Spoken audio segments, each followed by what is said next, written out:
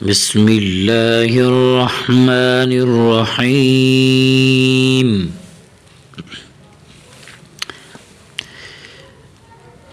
حمزہ نون زبر ان، زلام زبر زل، انزل، نون الف زبر نا،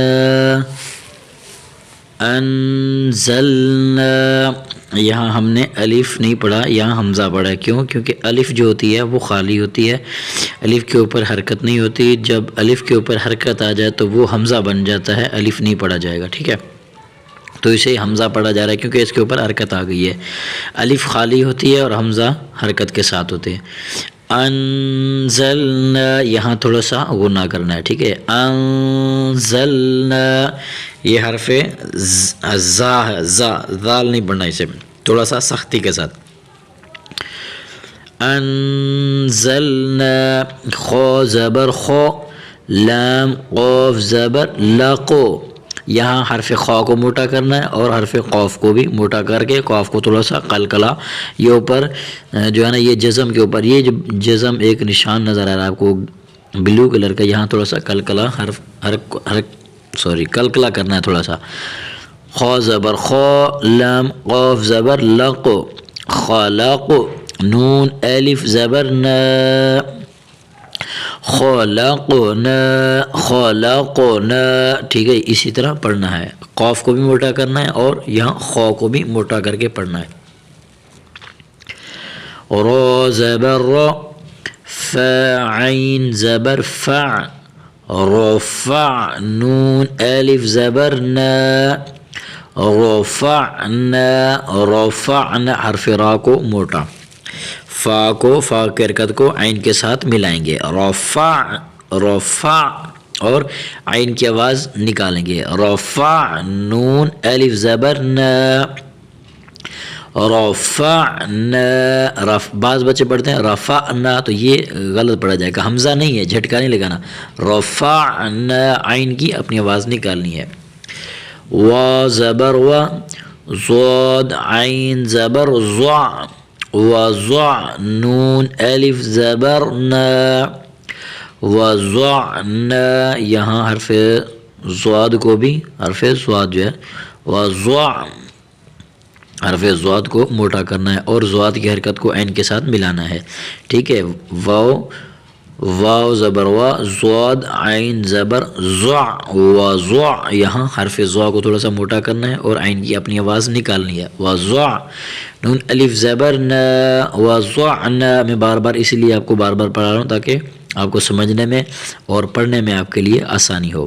نون طا پیش نت، نون طا پیش نت، یہ طا کو تھوڑا سا کو موٹا بھی کرنا ہے اور طا کو تھوڑا سا کلکلا بھی کرنا ہے. ٹھیک ہے نا، نون طا پیش نوتو، یہ طا کی اپنی آواز ہوتی ہے، طا کو اپنی حرکت کے ساتھ پڑھیں گے. ٹھیک ہے، طا کی اپنی جو آواز ہوتی ہے اپنی حرکت کے ساتھ پڑھیں گے. یہاں تا نہیں پڑھیں گے، نت نہیں پڑھیں گے، نوتو. طا کو آخر میں جو حرف بھی پڑھیں، جس حرف کی بھی آواز نکالیں، آخر میں اس کی ادائیگی کا ظاہر ہونا یہ ضروری ہے. نوتو، فا زبر فا، نوتو فا، تا دو زیر تین، نطفاتن، نطفاتن. یہاں طا کی آواز ظاہر ہو رہی ہے. نطفتن، نطفتن، اس طرح نہیں پڑھنا، اکثر اب بچے یہاں پڑھتے ہیں، تو یہ طا اور تا میں فرق ضرور سمجھنا ہے. آگے عین با زیر عب، عین با، آپ میرے پڑھنے میں غور کریں میں کس طرح پڑھ رہا ہوں. عین با زیر عب، رو زبر رو، عبر، تا دو پیش تن، عبرتن. ٹھیک ہے، یہاں عین کی آواز اچھے طریقے سے نکالنی ہے. آپ پریکٹس کریں گے انشاءاللہ، بار بار پڑھیں گے تو یہ آواز آپ کی صحیح ہو جائے گی. با کے اوپر، با کو تھوڑا سا ہلا کر پڑھنا ہے. عب، را زبر را، حرف را کے اوپر جب زبر ہو تو زبر اور پیش باقی جو بھی حرکت ہوگی تو را موٹی پڑی جائے گی. را کے نیچے زیر آ جائے تو پھر وہ را باریک پڑی جائے گی. صرف ایک حالت میں را کو باریک پڑا جائے گا، باقی ساری حالتوں میں، تمام حالتوں میں را ہمیشہ موٹی پڑی جائے گی. عبراتن، عبراتن. آگے ز جیم زبر زج رو زبر رو زج رو تا دو پیش تن زج اور تن. یہاں زا کی اپنی آواز ہوتی ہے سختی کے ساتھ شدت کے ساتھ. زا جس طرح پڑھتے ہیں نا زا تو یہ وہی زا ہے. یہاں ذال نہیں پڑھنا نرم نہیں کرنا بلکہ سختی کے ساتھ ادا کرنا ہے. ز جیم زبر زج رو زبر رو زج رو زج رو زج رو اس طرح نہیں پڑھنا. را کو تھوڑا سا جیم کو تھوڑا سا قلقلہ کرنا ہے قلقلہ کے ساتھ ادا کرنا ہے. زج رو تا دو پیش تن زج رو تن را کو موٹا کرنا ہے. زج رو تن ت ذال زبر تذ کاف زیر کی تذ کی رو زبر رو تذکیرہ تا دو پیش تن تذکیراتن تذکیراتن. یہاں حرف ذال کو بالکل باریک کرتے بالکل نرم سا آرام کے ساتھ پڑھنا ہے. تذکیرہ یہاں زا کی آواز نہیں نکلنی ذال کی اپنی آواز ہوتی ہے اپنے ہی لہجے میں تو پڑھنا ہے. تذ کاف زیر کی تذ کی یہ کیف باریک ہوتی ہے ٹھیک ہے. نقطوں والی کاف جو ہوگی وہ موٹی ہوگی. یہ کاف ہوتے ہیں اسی طرح کاف کراچی والی جو لکھی جاتی ہے یہ کاف ہمیشہ باریک ہوگی. آگے را کو موٹا کرنا ہے. تا ذال زبر تذ کاف زیر کی تذ کی را زبر را تذکیرہ تا دو پیش تن تذکیراتن تذکیراتن.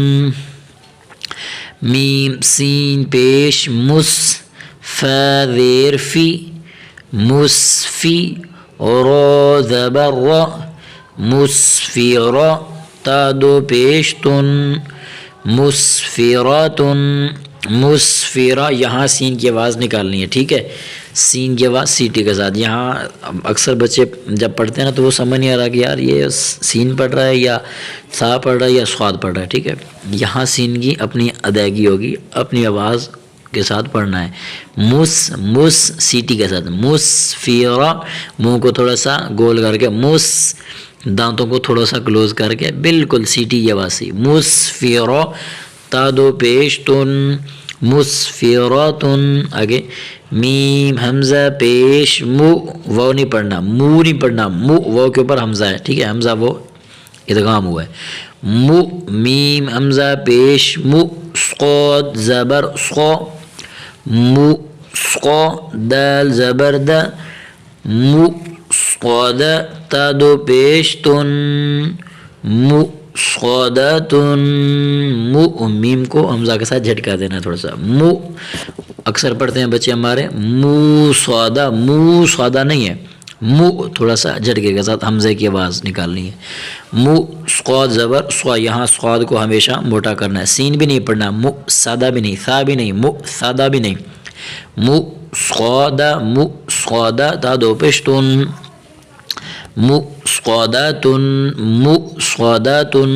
آگے میم سین زبر مس غین زبر غو مس غو با زبر با مس غابا تا دو زیر تن مس غاباتن. یہاں حرف غین کو موٹا کرنا ہے. مس غاباتن آخر میں تھوڑا سا غنہ بھی کرنا ہے تاکہ مس غاباتن. آگے میم قاف زبر مقو رو زبر رو مقرو. یہاں قاف کو تھوڑا سا قلقلہ کرنا ہے قاف کو تھوڑا سا ہلانا ہے. مقرو با زبر با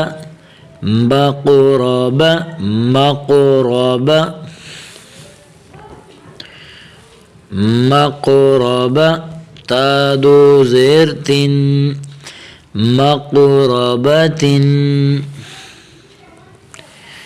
میم قاف زبر مقو را زبر را مقرا با زبر با